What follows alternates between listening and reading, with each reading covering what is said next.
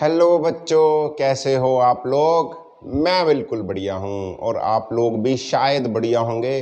थोड़े से दुखी होंगे कि पढ़ाई को स्टार्ट करनी पड़ रही है, बट कोई बात नहीं, पढ़ाई करते रहिए तो समझ आता रहेगा। तो आज हम और आए हैं नया टॉपिक लेकर, जिसमें हम आज electrostatics potential and capacitance chapter में से कैपेसिटेंस पार्ट को स्टार्ट करेंगे। ठीक है, इलेक्ट्रोस्टैटिक पोटेंशियल या इलेक्ट्रिक पोटेंशियल टॉपिक खत्म हो चुका है, तो इस चैप्टर में अगला टॉपिक है कैपेसिटेंस। जैसे कि चैप्टर का नाम था इलेक्ट्रोस्टैटिक्स पोटेंशियल एंड कैपेसिटेंस, तो पोटेंशियल वाला पोर्शन खत्म हो चुका है। आज से हम स्टार्ट करेंगे कैपेसिटेंस, है ना। जिसने अभी तक पोटेंशियल वाला पोर्शन नहीं देखा, मैं दोबारा बोल रहा हूँ, जाइए जल्दी जल्दी, कहाँ, डिस्क्रिप्शन में जाइए या प्लेलिस्ट में जाइए क्लास 12th फिजिक्स की, वहाँ पर आपको सारे लेक्चर्स मिलेंगे इस चैप्टर के, और उनको देखिए। अगर समझ में आता है तो कमेंट करिए, नहीं समझ में आता तो भी कमेंट करिए कि क्या समझ में नहीं आया। ठीक है, तो आज हम स्टार्ट करने वाले हैं कैपेसिटेंस पार्ट, जिसमें हम आज बेसिक सी बातें करेंगे। आज हम बिल्कुल सिंपल सी बातें करेंगे। कैपेसिटेंस का इंट्रोडक्टरी लेक्चर, जिसमें हम बात करेंगे कैपेसिटेंस क्या होती है, एक कैपेसिटर क्या होता है, ठीक है, स्फेरिकल कैपेसिटर क्या होता है, उसकी एनर्जी स्टोर्ड कैसे निकालेंगे, कैपेसिटेंस कैसे निकालेंगे, बेसिक सी बातें, बिल्कुल ही थोड़े से न्यूमेरिकल अगर हो सके तो कर लेंगे, नहीं थ्योरेटिकल पोर्शन आज कैपेसिटेंस का। हमारा टॉपिक है कैपेसिटेंस। तो कैपेसिटेंस को समझने के लिए पहले आपको ये समझना पड़ेगा कि कैपेसिटर क्या होता है। कैपेसिटर क्या होता है, देखा होगा कई लोगों ने कैपेसिटर, है ना, सबने देखा होगा वैसे तो कैपेसिटर। अगर फिर भी नहीं किसी को पता तो बता देता हूँ। आपके घर में पंखा तो सबके घर में होगा, है ना। सर इतने भी गरीब नहीं हैं हम, आई नो, सबके घर में पंखा होगा। तो पंखे को जब कनेक्ट करते हैं तो एक छोटा सा ऐसा सा उसके साथ एक ऐसे सिलेंड्रिकल शेप्ड का ऐसा, है ना, यहाँ पर इसके ये देखा होगा, वाइट कलर का ज़्यादातर होता है, और साथ में लगता है पंखे के साथ, उसके साथ अटैच करते हैं। कभी कभी देखा होगा पंखे की स्पीड कम हो जाती है, बड़ा धीरे धीरे चलने लग जाता है। फिर अब आप बिजली वाले को बुलाओगे, इलेक्ट्रिसिटी वाले को, तो वो बोलेगा जी इसका तो कैपेसिटर ख़राब है, तो वो इसका कैपेसिटर को, इस पार्ट को चेंज कर देगा, तो पंखे की स्पीड बढ़ जाती है। तो ये है क्या, ये क्या है, ये एक कैपेसिटर ही है। ये जो है ये एक कैपेसिटर ही है।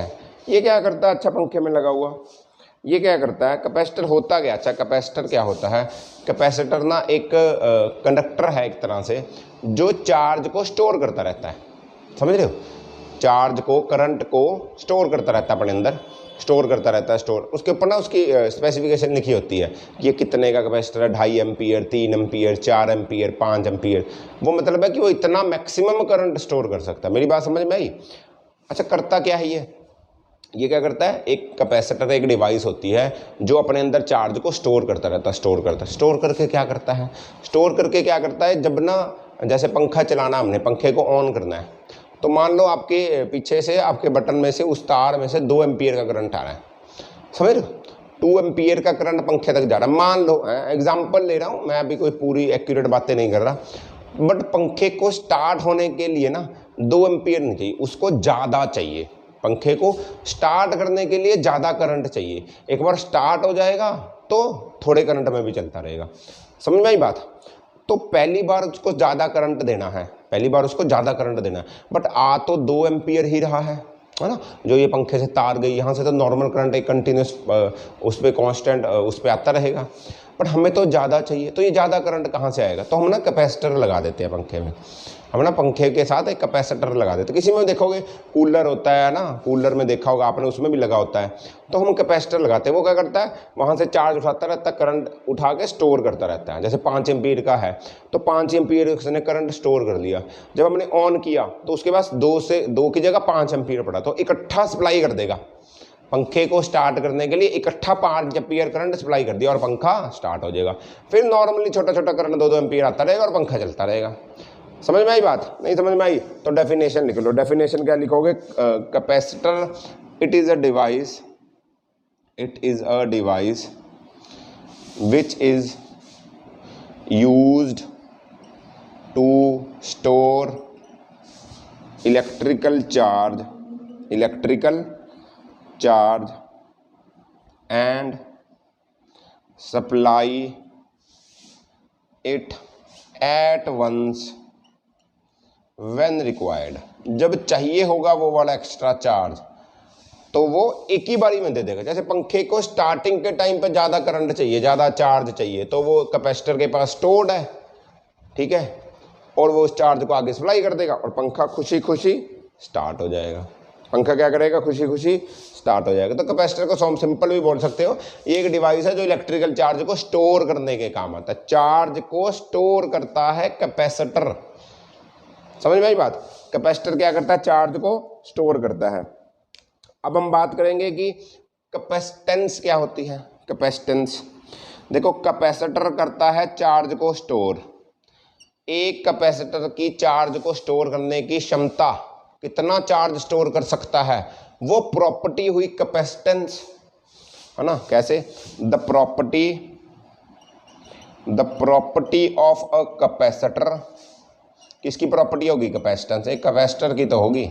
Of a capacitor to store electrical charge, या चार्ज भी बोल सकते हो, electrical charge is known as capacitance. Capacitance, है ना, शॉर्ट फॉर्म में लिख रहा हूँ, स्पेलिंग का भी वो लोग गलत है। कैपेसिटेंस सही है। चार्ज को स्टोर करने की क्षमता कैपेसिटेंस है। चार्ज जो स्टोर करता है वो कैपेसिटर है। समझ में बात आई? अच्छा, कैपेसिटेंस को डिनोट करते हैं, कैपेसिटेंस को सी से, कैपिटल सी से। रेजिस्टेंस पढ़ी होगी ना, रेजिस्टेंस क्या होती थी? आर। रेजिस्टेंस क्या होती थी? चार्ज को रोकने की क्षमता, कितना रोकता है, याद होगी ना, रेजिस्ट करना टेंडेंसी, वो रेजिस्टेंस थी, वो आर था। ऐसे कैपेसिटेंस है, वो सी है। और कैपेसिटेंस का फॉर्मूला क्या होता है? Q/V। कितना चार्ज है और कितना पोटेंशियल है, Q/V। समझ में आया? इसकी पोटेंशियल क्या है, इसकी यूनिट। अच्छा, इसका क्या होगा? Capacitance is equal to Q/V, charge by potential. Capacitance की यूनिट क्या होती है? फैरेड में मापते हैं। फैरेड सुना होगा, फैरेड पढ़ेंगे भी हम आगे। क्या यूनिट है इसकी? फैरेड। सही है, ओके। चलें आगे चलते हैं। ओके जी, इतनी बातें बेसिक करने के बाद हम बात करेंगे हमारे सिलेबस में। देखो, पैरेलल प्लेट के ऊपर तो पूरी डिटेल में बात है कि पैरेलल प्लेट कैपेसिटर क्या होता है, बट उससे पहले आप ये समझो कि स्फेरिकल कैपेसिटर क्या होते हैं। स्फेरिकल कैपेसिटर, ठीक है, स्फेरिकल कैपेसिटर। अच्छा, स्फेरिकल कैपेसिटर से पहले एक और समझो। देखो, C होता है Q/V, R होता था V/I, याद होगा। रेजिस्टेंस होती थी पोटेंशियल बाय करंट, कैपेसिटेंस होती है चार्ज बाय पोटेंशियल, याद है। तो मैं पूछूं C कैपेसिटेंस किस किस पे डिपेंड करता है, तो आप बोलोगे Q पे, और C डिपेंड करता है 1/V पे। कौन कौन इस बात से सहमत है? सारे सहमत हैं? तो मैं तुम्हें बता दूं, ये बात गलत है। क्यों सर? क्योंकि सर फॉर्मूला तो यही बोलता है, जो ऊपर होता है उससे डायरेक्टली प्रोपोर्शनल, नीचे होता है उसके इन्वर्सली प्रोपोर्शनल। हमने पढ़ा है ऐसा, आप कैसे गलत बोल सकते हो? मैं ऐसे गलत बोल सकता हूँ? रेजिस्टेंस की तरफ आओ। क्या रेजिस्टेंस वोल्टेज और करंट पे डिपेंड करती थी? याद होगा, रेजिस्टेंस डिपेंड करती थी लेंथ पे, रेजिस्टेंस डिपेंड करती थी 1/एरिया पे। इसी से तो रेजिस्टिविटी निकली थी फिर, याद होगा ना। रेजिस्टेंस इस पे नहीं डिपेंड करती थी, जो फॉर्मूला था। रेजिस्टेंस डिपेंड करती थी लेंथ पे और एरिया पे। लेंथ पे डायरेक्टली, एरिया पे इनवर्सली प्रोपोर्शनल। अरे 10वीं में भी पढ़ के आए हो ये बातें, तो अभी भी पढ़ के आए होंगे। ऐसे ही कैपेसिटेंस भी Q और V पे डिपेंड नहीं करता। चार्ज ज़्यादा हो कम हो, पोटेंशियल ज़्यादा हो कम हो, कोई फर्क नहीं पड़ता। तो सर फर्क किससे पड़ता है? तो फर्क पड़ता है दो चीज़ों से। कैपेसिटेंस डिपेंड करता है डायमेंशन पे, डायमेंशन ऑफ कैपेसिटेंस, कैपेसिटर यानी कि उसकी लेंथ पे, डायमेंशन पे। और कैपेसिटेंस डिपेंड करता है, कैपेसिटेंस डिपेंड्स ऑन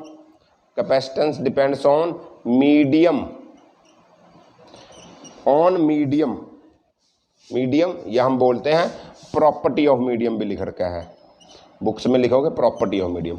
अरे कौन से मीडियम में, डाइलेक्ट्रिक्स की बात करेंगे आगे, कौन सा डाइलेक्ट्रिक यूज़ कर रहे हैं उस पर डिपेंड करेगा। सही है, किस मीडियम में कैपेसिटर पड़ा है, कैपेसिटर का मीडियम क्या है उसके ऊपर कैपेसिटेंस डिपेंड करेगा, उस मीडियम की प्रॉपर्टी के ऊपर। तो हम बोलेंगे मीडियम के ऊपर ही डिपेंड करता है।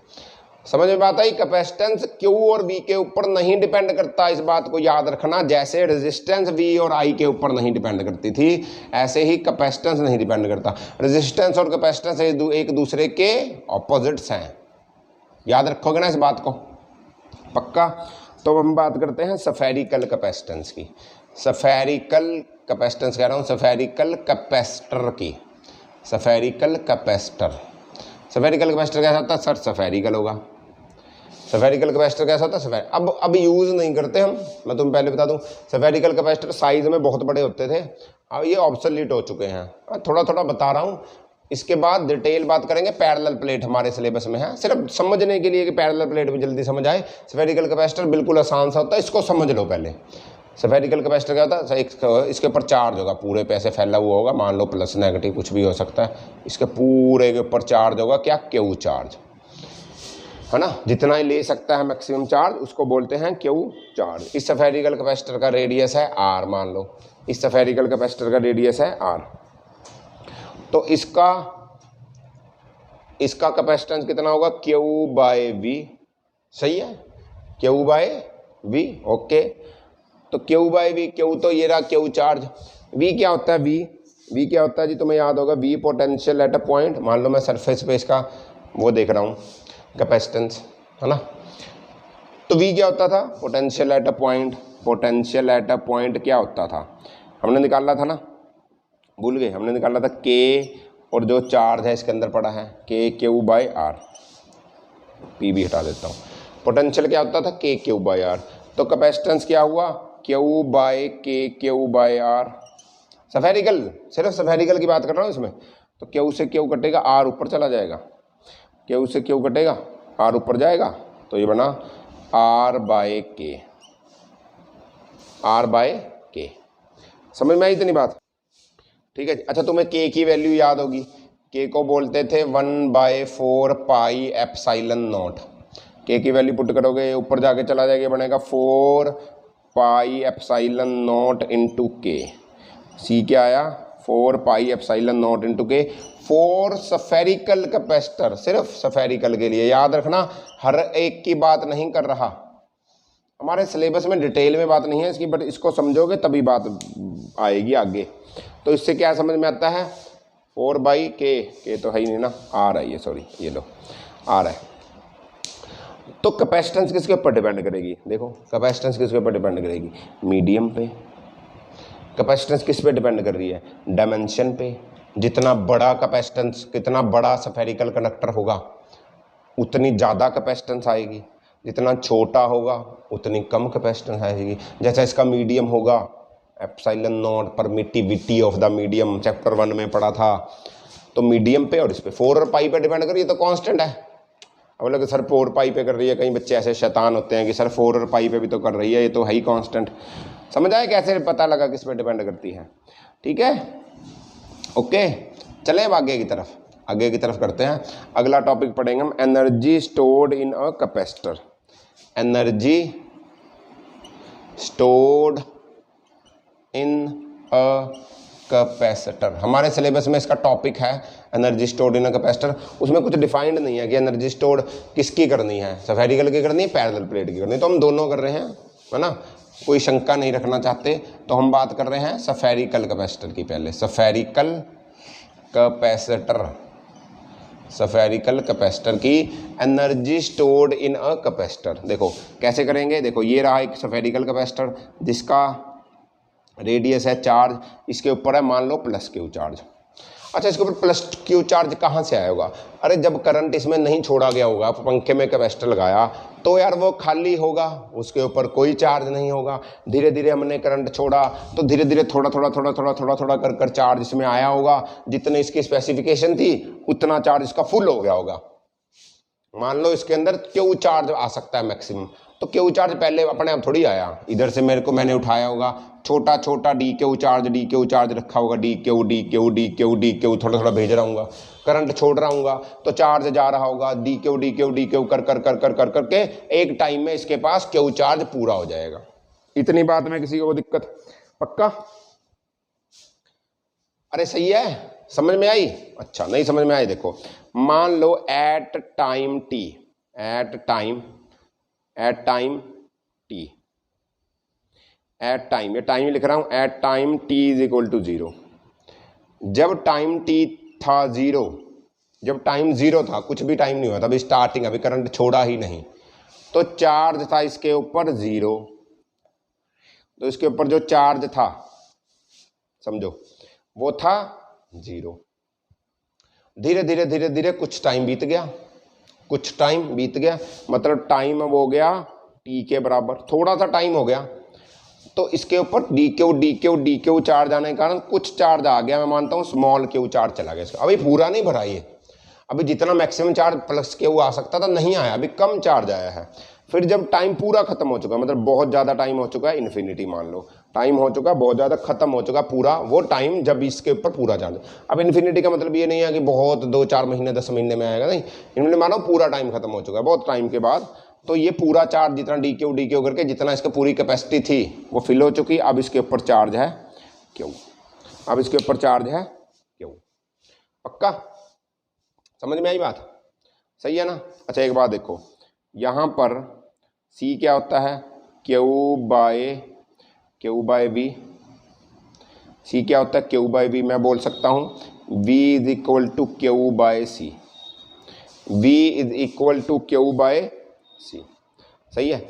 यहाँ पर Q है 0, तो Q0, यहाँ पर पोटेंशियल कितना हुआ, V हुआ 0।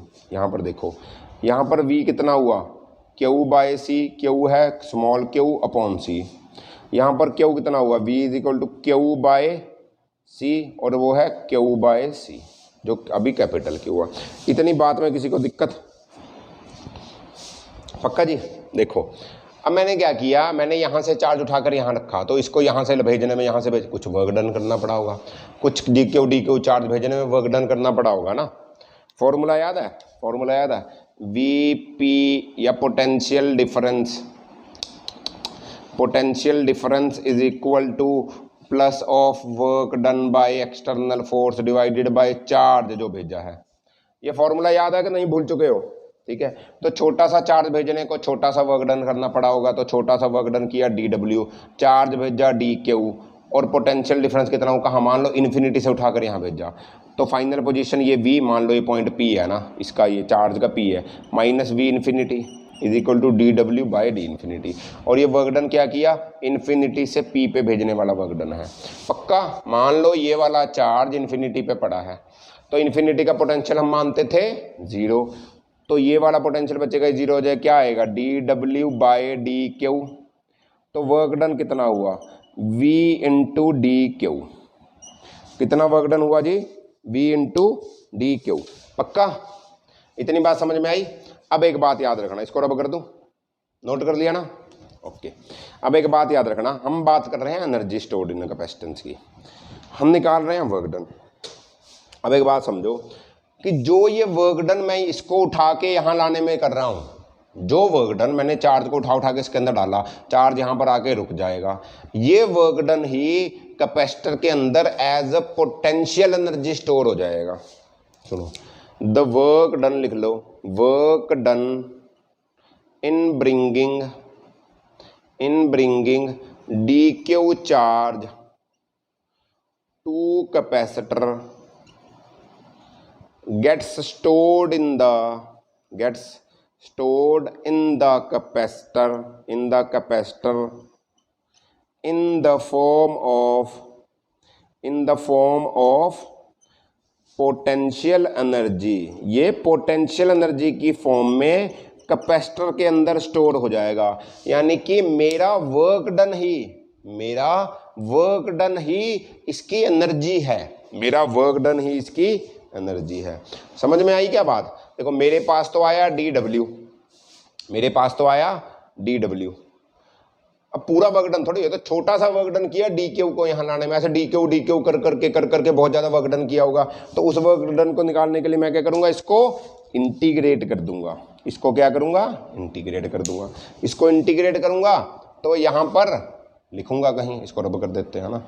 ये नोट कर लिया होगा ना, नहीं किया तो पॉज कर ले और नोट कर ले, इसको खत्म ही कर देते हैं लोग। यहाँ तक समझ में आई बात, पक्का?